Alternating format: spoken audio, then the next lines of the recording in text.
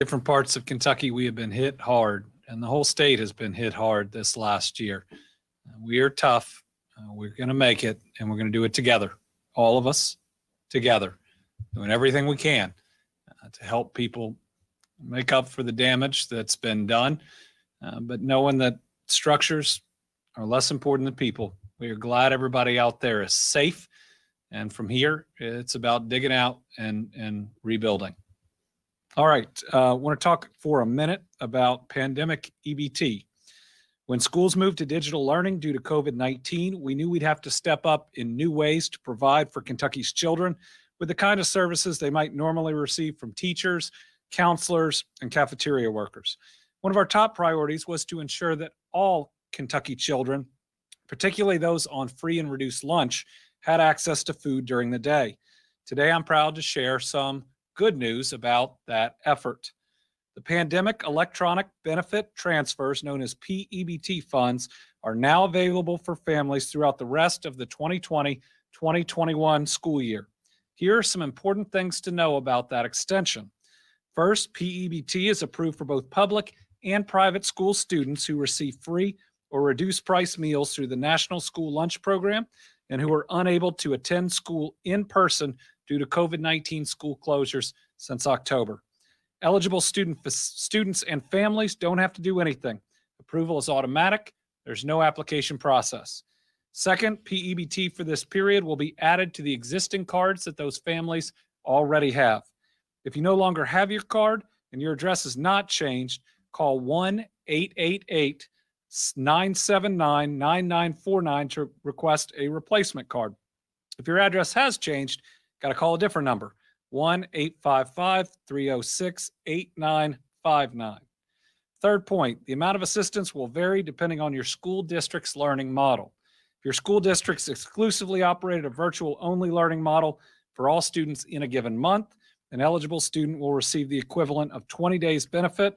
That equals $136.40. If your school operated on a combination of in-person and virtual, called hybrid, you will receive the equivalent of 12 days benefits, $81.84. Individuals should expect to receive the first issuance of PEBT the week of March the 15th. With this third round of PEBT funds, we estimate we have a total monthly issuance of about $74 million for a total program issuance over the 8-month academic year of $590 million to keep our students, our children, fed. I'd like to thank the Cabinet for Health and Family Services for their tireless work and stepping up and making sure that our children don't go hungry during this pandemic. All right, let's move to today's COVID report. Today, we're reporting 1,068 new cases of COVID-19.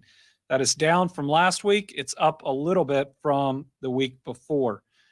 Best news of the day is the positivity rate has dropped to 4.45%, the lowest since October 12th. Hospitalizations are down, ICUs are down.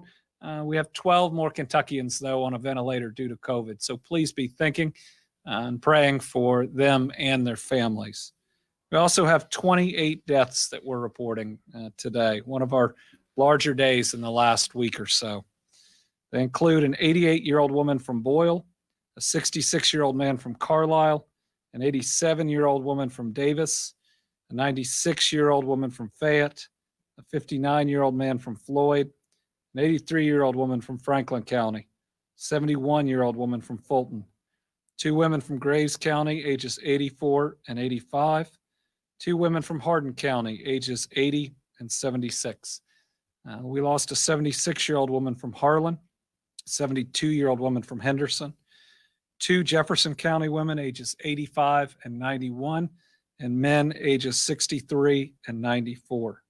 61-year-old man from Kenton County, 83-year-old man from LaRue, 80-year-old man from McCracken, 96-year-old woman from Madison, 78-year-old woman from Marshall, a 60-year-old man from Meade, 2 women from Nelson County, ages 74 and 78, a 75-year-old man from Perry County, a 56-year-old man from Pulaski, 72-year-old woman from Taylor County, and an 83-year-old woman from Warren. today of the 2811, we believe we're in long-term care. So again, those deaths as a percentage are significantly decreasing since vaccination. Doesn't mean that we're not still losing people. We are, and it's hard. And we will continue to lose people until we're fully out of the woods and everybody is vaccinated. That's the reason we're not going to do what Texas or Mississippi has done. Those decisions will increase casualties when we just have maybe even a matter of months to go. Let's close this out strong. Let's protect one another as we get there.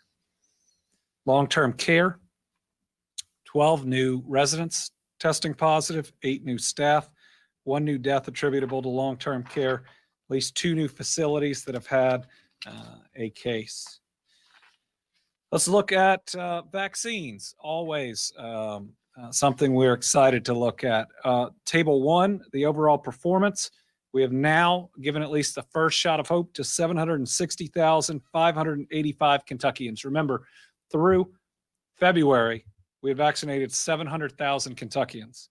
So already, just 4 days into March, and this is actually as of the end of yesterday, 3 days into March, 60,585 more Kentuckians, on our way to doubling the number of Kentuckians vaccinated just this month. We can look at table 2. Remember, we get this supply on Tuesday, around Tuesday, and it's really Tuesday, Wednesday reflected here in the March 2nd numbers. That means in 2 days, Kentucky vaccinated 45,911 people. Our pace continues to pick up. Now, I know that there was an issue today at 2 regional sites, I believe the Horse Park and in Bowling Green, where our partner Kroger's server went down. Server went down for about 90 minutes. That's a huge problem because you have to enter people's information. They've got to end up on the vaccine registry. We've got to go through that process. So that has created some lines in those locations. While it is an inconvenience, we are going to make sure that everybody signed up for today in those locations gets vaccinated. It may take a little more time. Listen, nobody intended for that server to go down, but we're going to make sure that everybody gets that shot of hope. So I know people are busy and live busy lives. It's really important to get that shot. Please be patient. We're going to get through it. It was an unanticipated issue, but everybody there is going to get that shot of hope. All right, let's do an update on new vaccine sites. We now have 567 vaccination locations across Kentucky. Last week, that number was 410. So this week, we're adding 157 new vaccine locations. Regional sites will now be up to 58. That includes 1 new regional site. That is Baptist Health LaGrange. On Kroger, these are the brick and mortars. We have 10 new sites for a total of 40. The new ones are in Davis, Fayette, Jefferson, McCreary, Bell, Fayette, Madison, Mercer, another in Fayette, and Campbell. We're adding 10 new Walmart sites to get up to 45. New ones are in Ohio County, Jefferson, Pike, Franklin, Hardin, Marshall, Boone, Kenton, Jefferson, and Wayne. Federally qualified health centers. We have 12 centers with multiple locations, including now in Muhlenberg, Logan, and Todd County. We have 61 local health departments. Through the federal pharmacy program, those are Walgreens and the Good Neighbor Independent Local Pharmacies, 215 sites. And now we also have new independent pharmacies all across Kentucky that are going to help us to specifically get out the Johnson & Johnson vaccine. So do we have new maps today? Let's look at the new maps. Let's look at the whole progression. All right, so this is several weeks ago. You can just keep it going.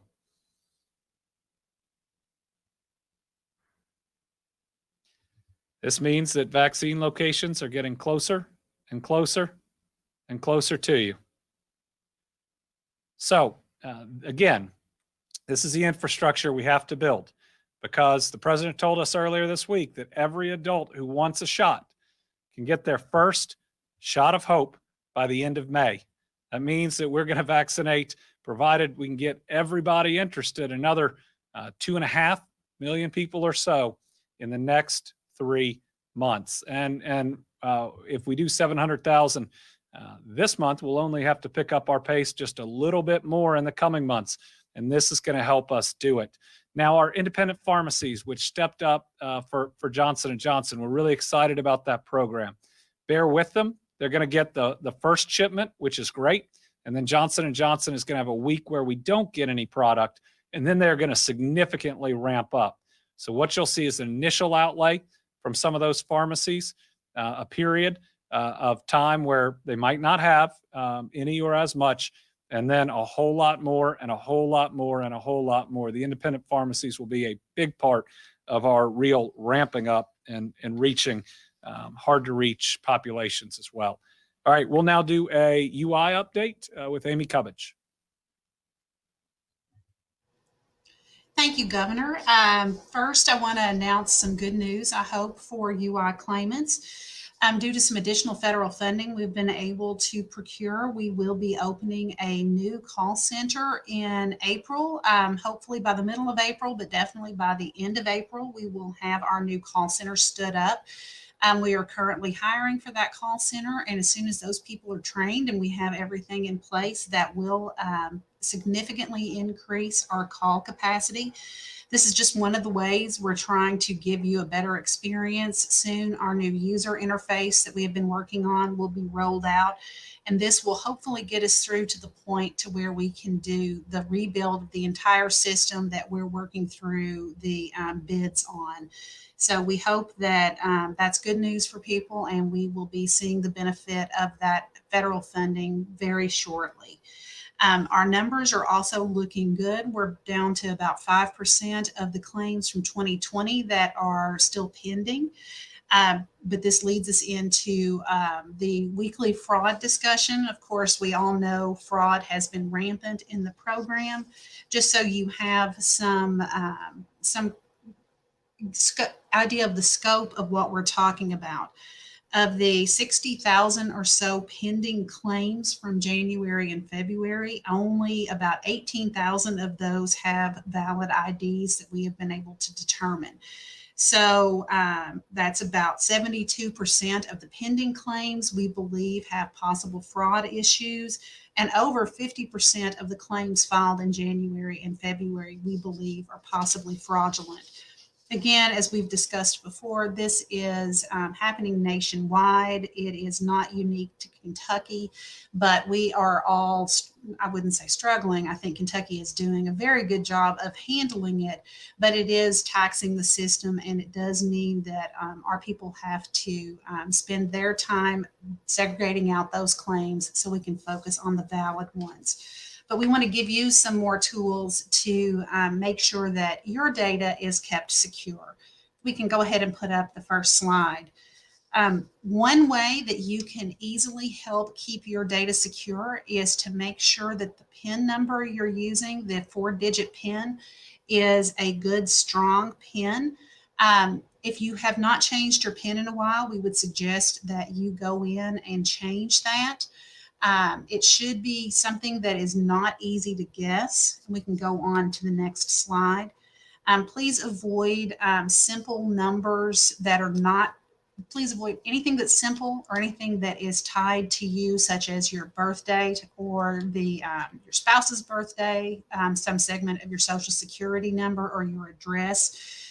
Or your phone number. Any of these things could allow a hacker to get into the program, as well as simple number sequences like using 1234 or 0000 or repeating numbers. Pick something that you, of course, can remember, but that is not a number that's easy for someone to guess. Now, we are also happy to announce that in addition to our current fraud prevention product, our ID validation software through LexisNexis, we are also rolling out a program called ID Me. ID.me is a federally certified identity verification provider. It specializes in digital identity protection. Over 36 million people use this to manage their digital identity, and it partners with many federal agencies. They offer a video chat option for people who need additional assistance. Almost 70% of the country's population is using ID.me now to verify unemployment benefits. So what happens if you need to upload identity documents? You're going to be directed to a website where you can create an ID.me account and verify your identity. If you are having trouble getting your ID validated and getting your ID documents uploaded, that video chat feature will be there now. If you don't receive a link to ID.me, then you don't need to do anything. It means you went through the first step of the validation through our other program, OK. But we should be launching this sometime next week. So if you are having ID validation problems, hopefully this will help you navigate through the process, as it also helps us screen out additional fraudulent claims. And as we discussed last week, the slide's already up.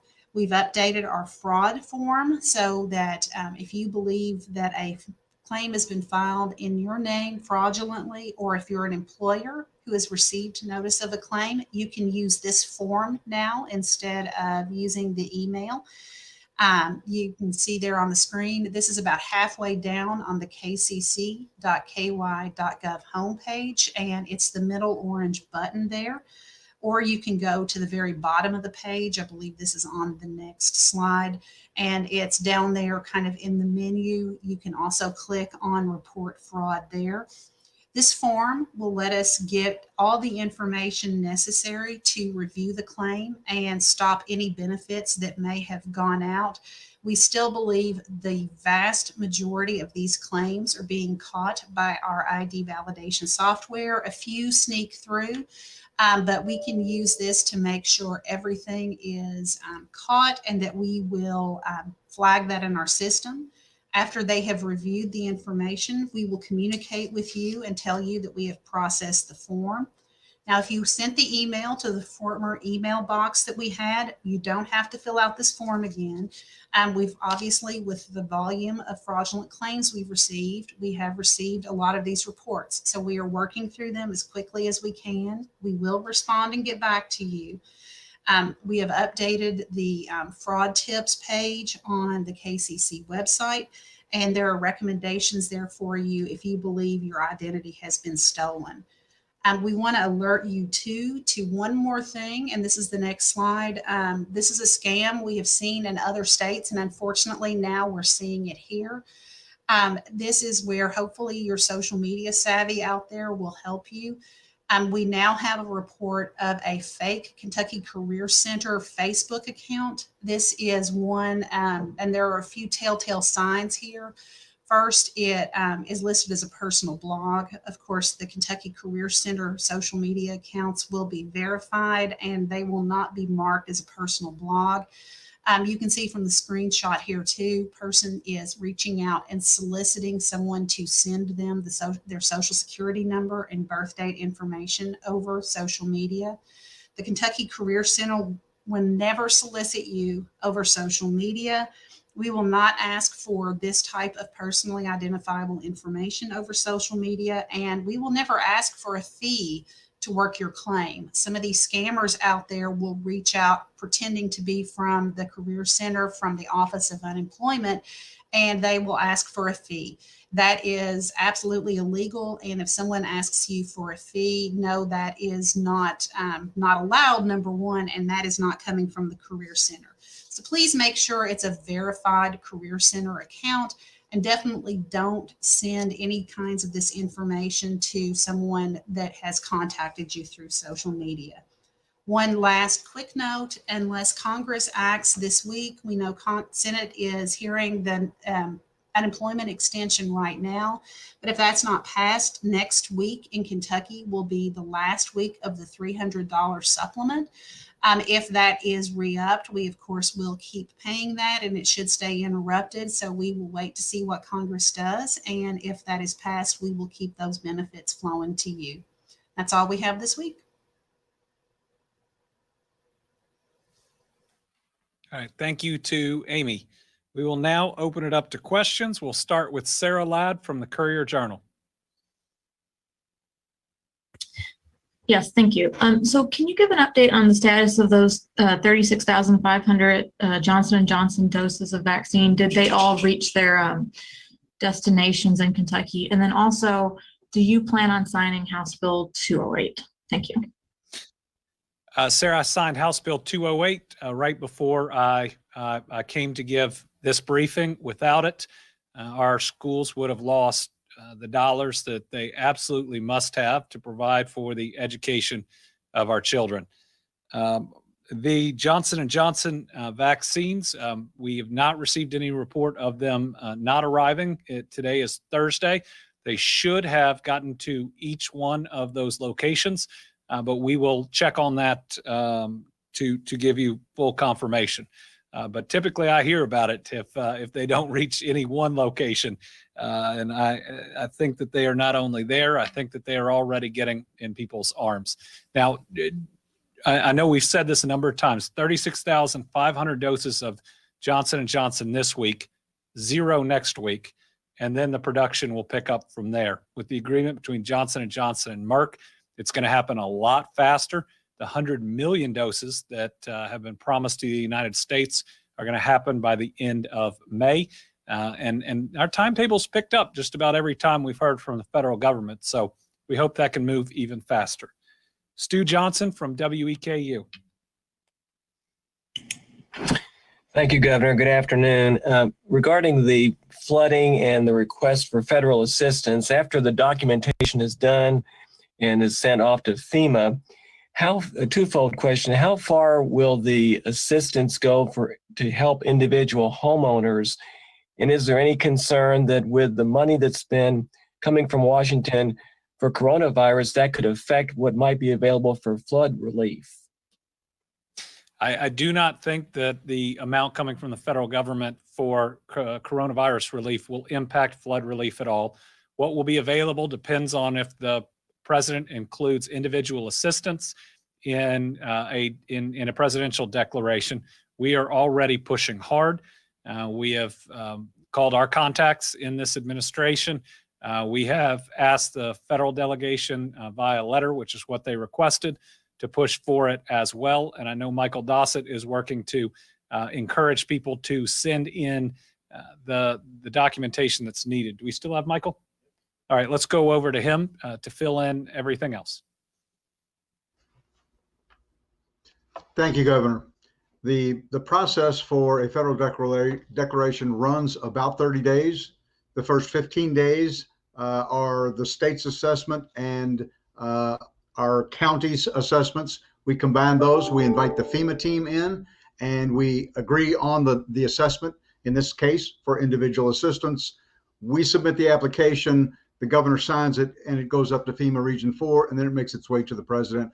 Round trip, it's 30 days until they receive the application. Then it's their timeline. Typically, it takes as much as 30 days before they make a decision. We're certainly appreciative of all of the liaison leadership across the state and the federal government that are supporting this, including the governor's letter. Pull me in with. Can we bring Michael back up? Michael, can you explain a little bit about different considerations that the president or that administration may look at for individual assistance, and then how it's administered, how people would ultimately get it? Certainly. Individual assistance under the FEMA program, it tops out at $35,500.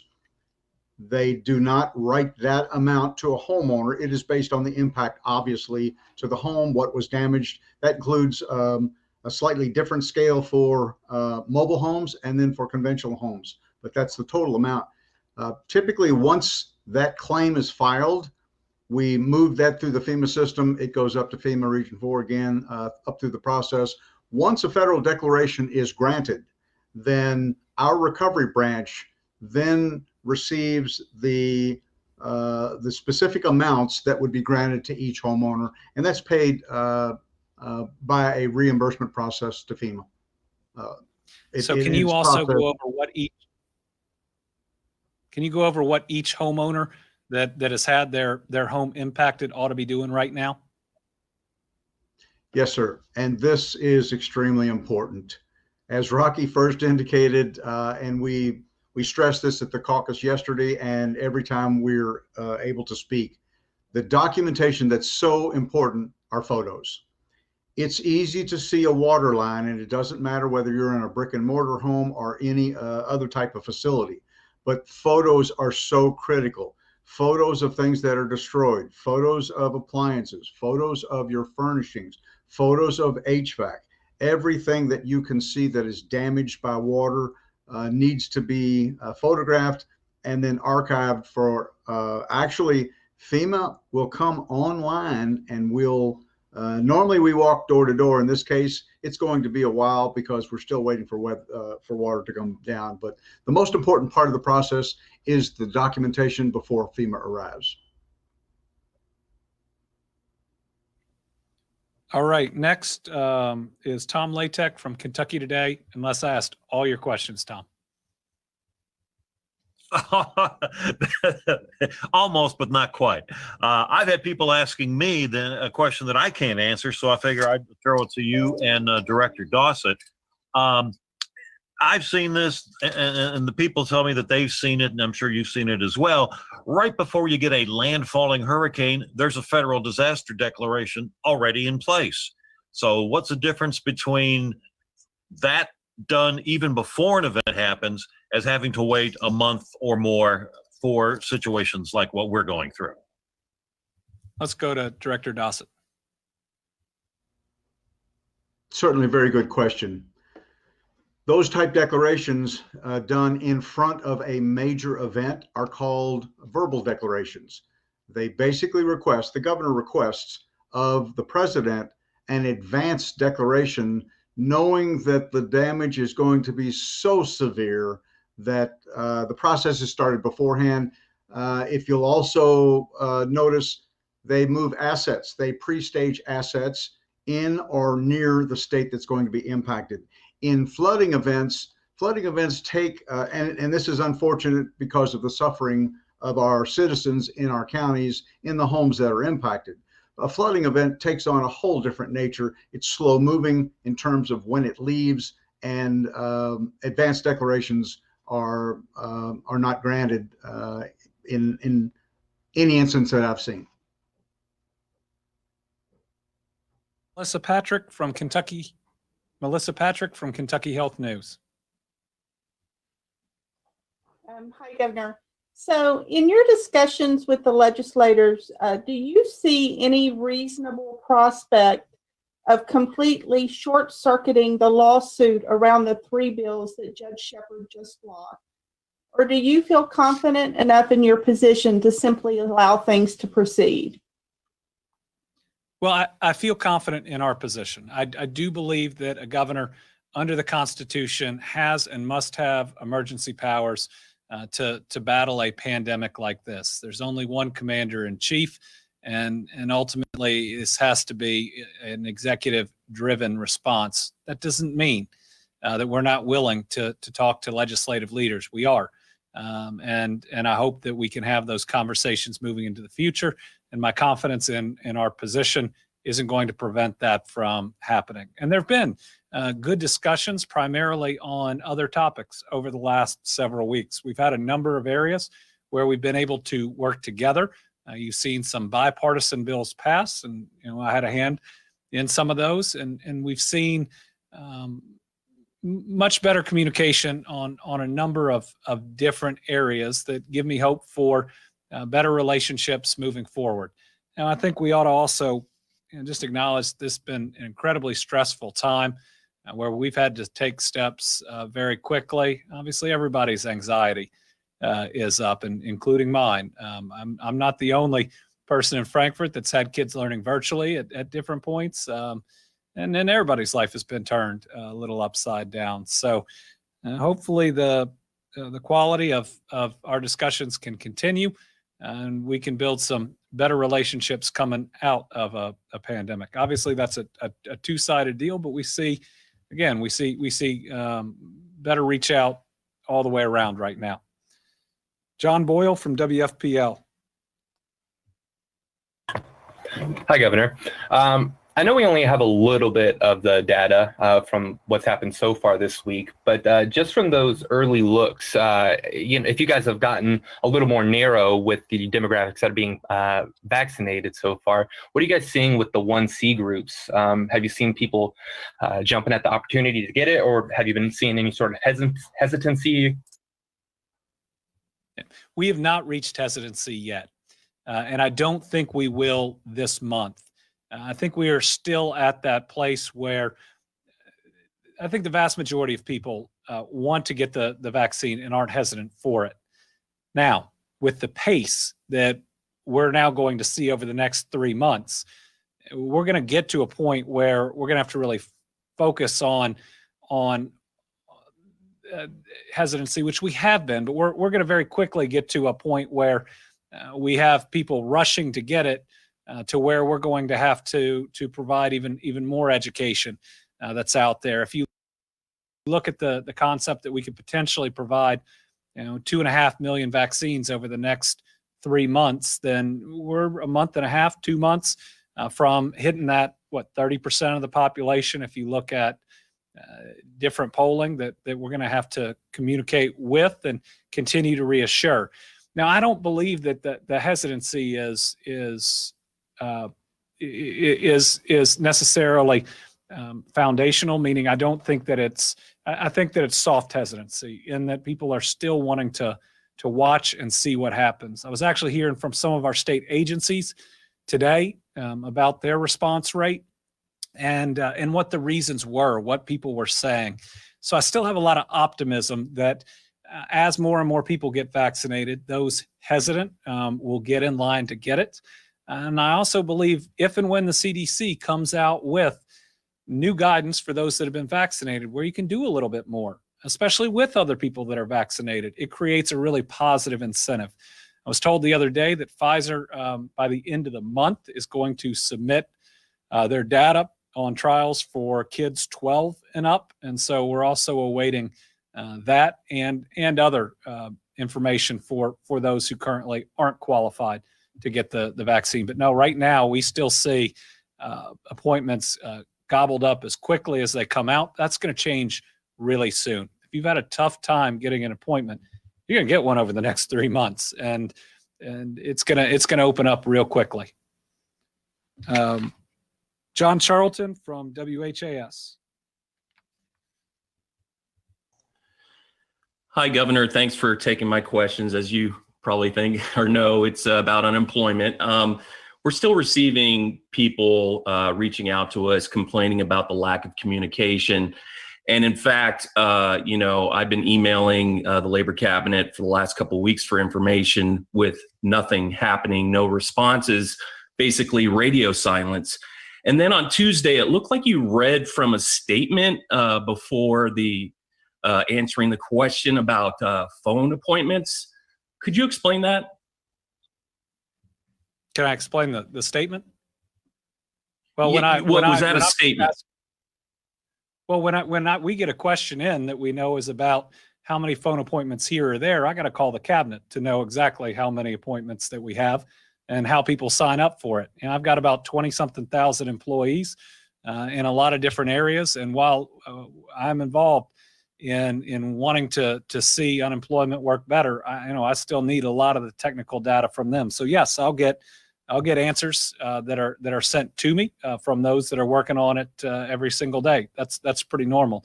On the communication issue, let's go over to Amy Cubbage and let's get some firsthand knowledge as well. Okay, unfortunately, I'm not quite sure what communications you're talking about or that you've been having. As far as telephone, just know that we get anywhere from 80 to 120,000 phone calls a day, often because people are using auto dialers. So that is one reason why the phone lines are often jammed up for claimants who are attempting to call in by phone. It's one reason why we set up the telephone appointment system. We know that those appointments are not enough and that they get snapped up very quickly. Those are highly successful though. Right now we're having rate of about 95% each week of people being able to, or us being able to reach claimants at those scheduled times. And they do, as I think I've said before, get 3 chances before they move on to the next appointment. So we obviously will check with the labor cabinet, see what's going on getting, but as far as the phone issues, as far as claimants, we're hopeful that this new call center that we're going to be standing up over the next 6 weeks will be a big help to try to relieve some of that stress on the system.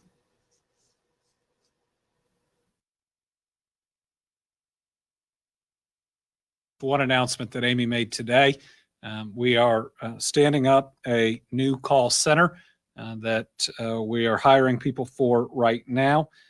We are hiring people directly into UI to further assist us on all the different functions, from pushing out the fraud claims to processing the valid claims. We have new website functionality, which should be helping our users that are out there. We're working on opening career centers with both the hiring and working through the COVID protocols to do it. We're getting better at separating the fraud claims, which right now are coming in at such a huge rate that if we can't push them out, it takes longer to get to the valid claims. And we're going to continue to work and work and work. We're in the final stages of the RFP on a new system. That, of course, is the most necessary thing, but it's going to take a significant amount of time to get it in place. Of course, in doing all this, we need the legislature to approve the new larger budget for UI that would include the career centers that were closed under the last administration, that would include the extra employees that were cut under the last administration. And of course, they've already provided some, but get us all the way through the upgrade or the replacement of the IT system. Now, I think that the legislature is going to do that. I don't have concerns that they don't want this fixed. I want this fixed. There's been a lot of finger pointing. It's not going to help anybody get their benefits. Listen, we've processed more claims over the past year. We've gotten more people qualified by percentage than ever before. We've paid out so many dollars to help so many families that we've had to take some big loans from the federal government, but we still have families in need even after getting through so many. And we are not going to be satisfied, and we're not going to stop until we're able to help everybody. Remember, not everybody qualifies. And this is a system that was set up to be mean and to be difficult and to try to get people to quit. And as we come out of this, I really hope that it's not just getting our UI office back to where it was 4 or 5 years ago before cuts, but that it's also about fixing the laws to where this is something that helps people, not as designed to just discourage people. We will continue to do that work. We'll be back Monday at 4. It's looking like this week is pretty similar to last week in terms of COVID numbers. We do want you to continue to follow the best practices. Please continue to wear a mask. What some other states are doing is reckless. We've seen them do it before. They paid the price. Let's close strong. If in 3 months, everybody who wants to be vaccinated, every adult can get vaccinated, that bright light is getting closer and closer and closer. Now, let's not leave that person walking next to us behind. Let's not lose our parents or our grandparents now. Let's do this right, and let's protect each other until we get there. Thanks, and we'll see you Monday.